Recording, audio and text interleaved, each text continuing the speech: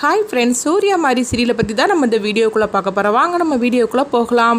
துர்காவை தான் காட்டுறாங்க. துர்கா அவங்க நினச்சிட்டு இருக்கிறாங்க, அதாவது அவங்க தேவியை பார்க்கும்போதெல்லாம் அவங்க நினச்சிட்டு இருக்கிறாங்க. தேவி உருவத்தில் இருக்கிற ராணி குழந்தையை பார்க்கும்போது அவங்க நினைக்கிறாங்க, நம்மளுக்கு வந்த கனவு எப்போவுமே தப்பாக போனது கிடையாது, ஆனால் என்ன நடக்குதுன்னே ஒன்றும் புரிய மாட்டுக்கு அப்படின்னு சொல்லிட்டு இருக்கவும், இங்கே பார்த்தோம்னா தாரா அவங்க ராணிகிட்டே சொல்கிறாங்க, நீ சூர்யா கிட்ட தான் ரொம்ப நெருக்கமாக இருக்கணும், நீ துர்காவும் அம்மானு கூப்பிடுதோ இல்லைன்னா அவகிட்ட போகிறதோ நீ அவாய்ட் பண்ணணும் அப்படின்னு சொல்லவும், ராணியும் தன்னுடைய அப்பாவை காப்பாற்றுறதுக்காக அவங்க சொல்கிறதெல்லாம் கேட்டு நடக்க ஆரம்பிச்சிருந்தாங்க. இங்கே பார்த்தோம்னா தேவி பாப்பாவை தான் காட்டுறாங்க. தேவி பாப்பாவுக்கு ரொம்பவே அடிபட்டுருக்குது. அப்போ அவங்க ஒரு தப்பான ஆளுகிட்ட அவங்க மாட்டிக்கிட்டுதாங்க.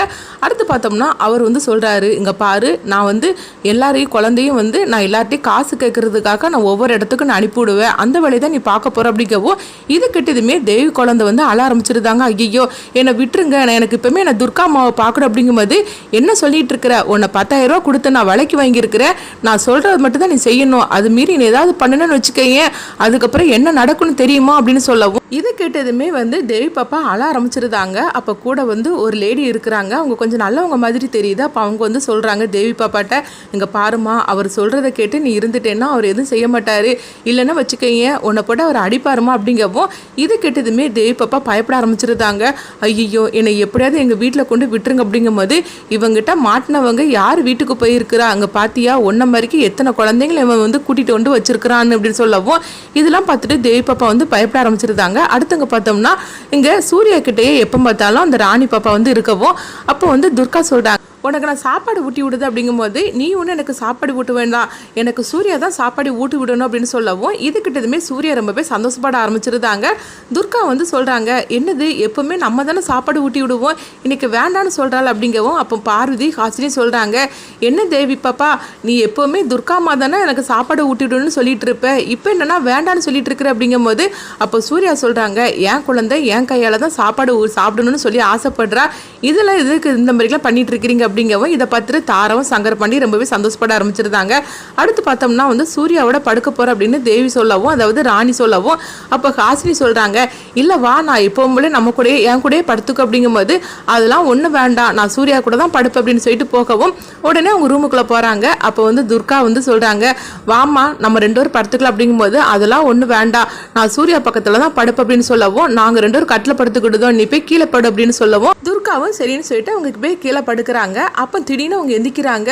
ஏன்னா அவங்களுக்கு அதாவது தேவிக்கு ஏதோ ஒரு ஆபத்து நடந்த மாதிரிக்கு அவங்களுக்கு அந்த கனவு வந்துக்கிட்டே இருக்குது. அப்போ அவங்க துர்கா எழுந்திக்கிறாங்க.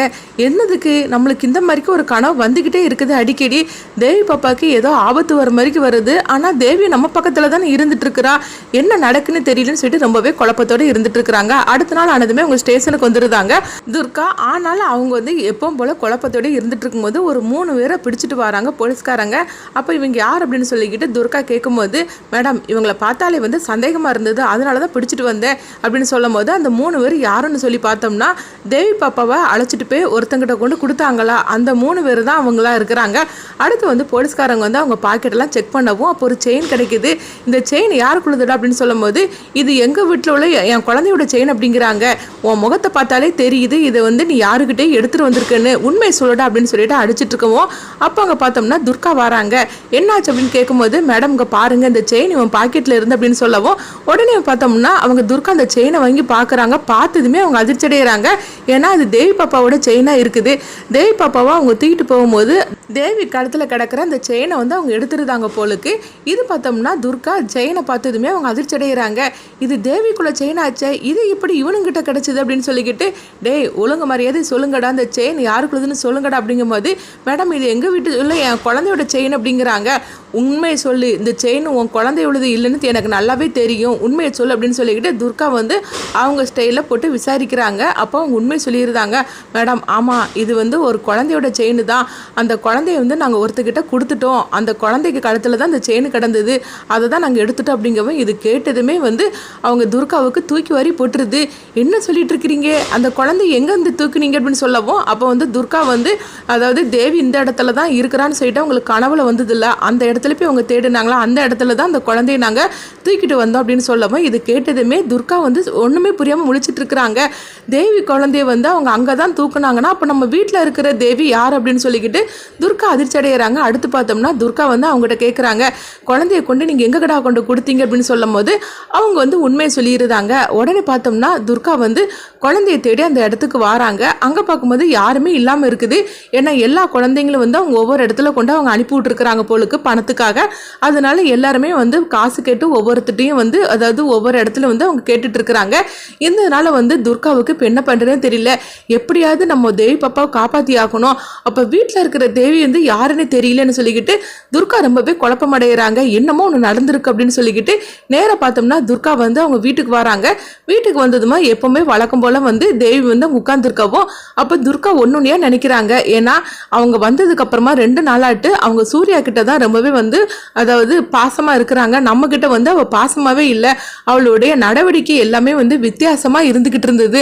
ஆக மொத்தத்தில் இவ வந்து தேவி கிடையாது, தேவி உருவத்தில் இருக்கிற வேற ஏதோ ஒரு குழந்தை அப்படின்னு துர்கா வந்து கண்டுபிடிச்சிருந்தாங்க. அடுத்து பார்த்தோம்னா அவங்க அந்த குழந்தைய வந்து அவங்க தனியாக அழைச்சிட்டு போகவும் உடனே தாராங்க வராங்க. தேவியை நீ எங்கே அழைச்சிட்டு போற அப்படிங்கும் போது தேவிக்கு ஐஸ்கிரீம்னா ரொம்பவே பிடிக்கும். அதனால தான் நான் தேவியை அழைச்சிட்டு போறேன் அப்படிங்கும் போது உடனே வந்து தாரா வந்து கண்ணை காட்டவும் உடனே பார்த்தோம்னா ராணி வந்து சொல்லியிருந்தாங்க, ஐயோ எனக்கு ஐஸ்கிரீம்லாம் எனக்கு ஒன்றும் வேண்டாம், எனக்கு அதெல்லாம் பிடிக்காது அப்படின்னு சொல்லவும் இது கிட்டதுமே துர்காவோட சந்தேகம் வந்து ரொம்பவே முடிவாகி போச்சுது.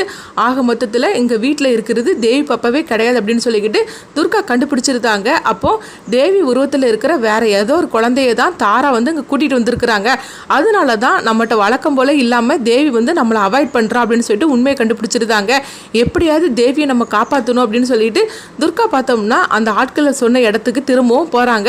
அப்போ வந்து தாரா வந்து அவங்க நினைக்கிறாங்க, இந்த துர்காவுக்கு நம்மளை பற்றின ஏதோ சந்தேகம் வந்திருக்குமோ அப்படின்னு சொல்லிட்டு இருக்கும் போதே அப்போ சங்கரபாண்டி வராங்க. சங்கரபாண்டி கேட்குறாங்க, என்னக்கா என்னாச்சு அப்படிங்கும் போது இல்லை துர்கா வந்து அவள் ராணி கிட்ட வந்து தேவின்னு சொல்லிக்கிட்டு அவள் வந்து பழைய மாதிரியே அவள் இருந்துட்டு இருக்கிறா. ஆனால் அவள் வந்து ராணி வந்து அவள் பழைய மாதிரிக்கு இல்லாதனால துர்காவுக்கு ராணி பாப்பா மேலே ஏதோ சந்தேகம் வந்திருக்குன்னு எனக்கு தோணுது அப்படிங்கிறாங்க.